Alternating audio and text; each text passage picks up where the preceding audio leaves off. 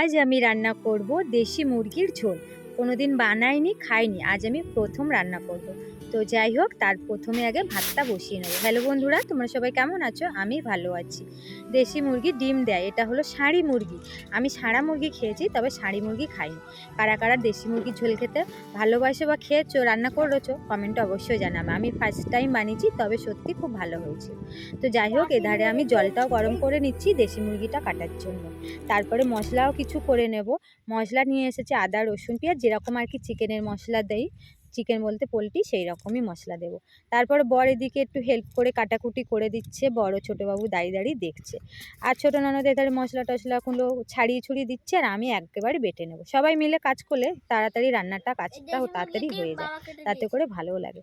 দেখো, এরকম ডিম ছিল পেটে, তবে ডিম দিচ্ছিল না। অনেক দিনই আমার ঘরে রেখেছি আমি, 2 মাস ডিম দিচ্ছিল না। তো যাই হোক, আমি রান্নাটা কিভাবে করছি তোমরা দেখতে থাকো। আমি যেমনভাবে করি, ফার্স্ট টাইম করেছি, কিন্তু আমি আমার মতন করে আর কি করেছি। তো প্রথমে সর্ষের তেল দিয়ে দিলাম, তারপরে কি আলুটাকে ভেজে নেব। আলুটা লাল লাল করে ভেজে নেওয়ার পর আলুটাকে তুলে নেব। একটু গোটা তেজপাতা দেব, আর ফোড়নে দিয়েছিলাম একটু চিনি। ফোড়নে চিনি তো দিইনি, কালারের জন্য চিনি দিয়েছি। তারপরে দেবো পেঁয়াজ আর কাঁচা লঙ্কা। তবে কাঁচা লঙ্কার পরিমাণটা কম দিয়েছি, কারণ একটু গুঁড়ো লঙ্কা দেবো। মাংসতে একটু লাল লাল না হলে ভালো লাগে না। একটু গুঁড়ো লঙ্কা দিয়ে ভালো করে পেঁয়াজটাকে লাল লাল করে ভেজে নেওয়ার পর তারপরে রসুন বাটাটা দেবো। আর আদা, জিরে, মরিচ, ধনে বাটা যেটা বেটে রেখেছি, ওটা কষার সময় দেবো এবং ঝোলের সময় দেবো। তারপর ভাজা ভাজা হতে আমি এরকম করে মানে চিকেনটা আর কি দিয়ে দিলাম। আমার ঠাম্মিরা রান্না করতেন এরকম দেশি মুরগি বা পোলট্রি মুরগি, দেখেছি উনারা করতেন। মাংসর মধ্যে সব মশলা, পেঁয়াজ, রসুন, আদা সব মাখিয়ে নিয়ে তারপরে একেবারে কড়াইতে দিয়ে দিত।